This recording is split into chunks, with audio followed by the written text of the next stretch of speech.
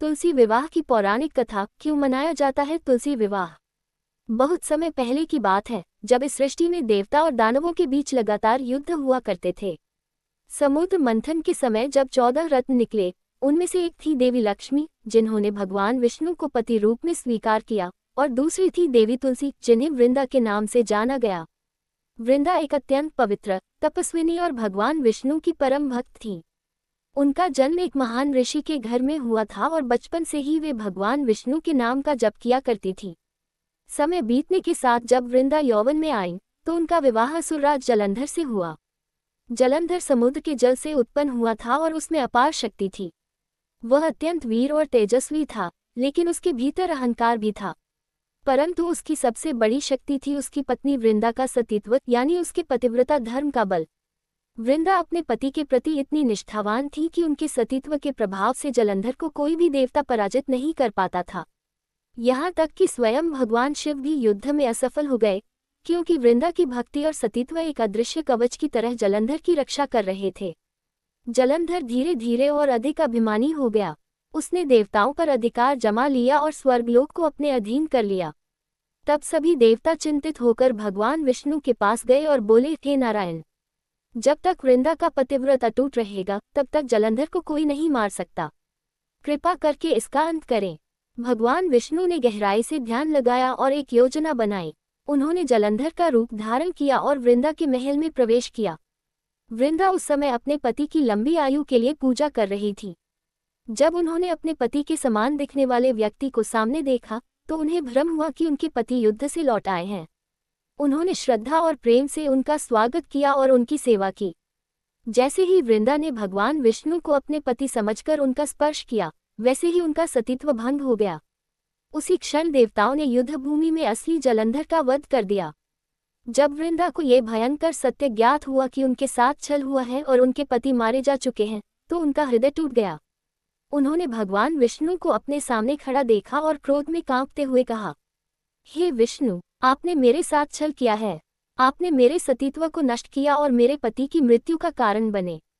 मैं आपको श्राप देती हूँ, आप स्वयं पत्थर के समान निर्जीव बन जाएं। वृंदा के श्राप से भगवान विष्णु तुरंत शालिग्राम शिला के रूप में परिवर्तित हो गए। उस समय पूरी सृष्टि में कंपन मच गया। तब भगवान विष्णु ने शांत स्वर में कहा, हे वृंदा, तुम सच्ची भक्त और सती स्त्री हो। तुम्हारा ये श्राप मेरे लिए भी वरदान के समान है। तुम्हारी भक्ति के कारण आज से तुम स्वयं देवी के रूप में पूजनीय बनोगी।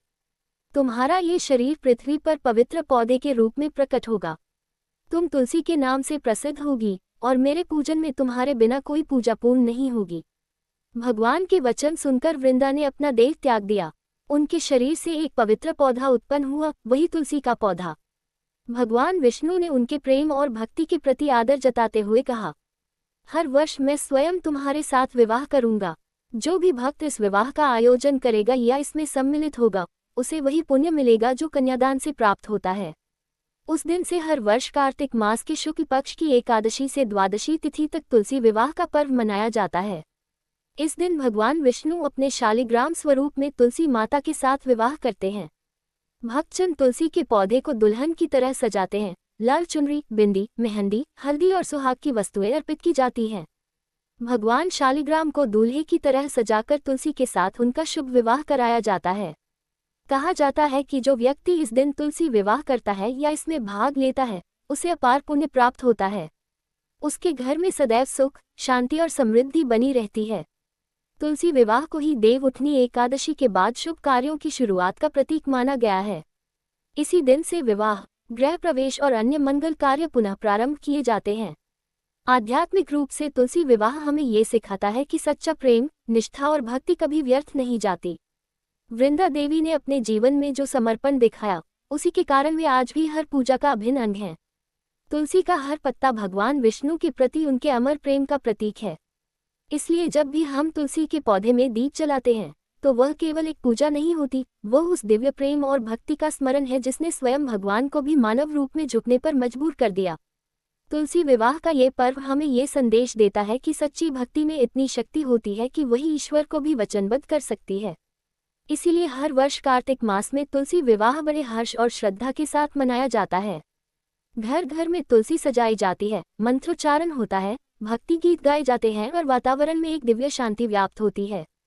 ये केवल विवाह नहीं, बल्कि भक्ति, प्रेम और समर्पण का उत्सव है, जो हमें याद दिलाता है कि ईश्वर और भक्त के बीच का बंधन कभी नहीं टूटता।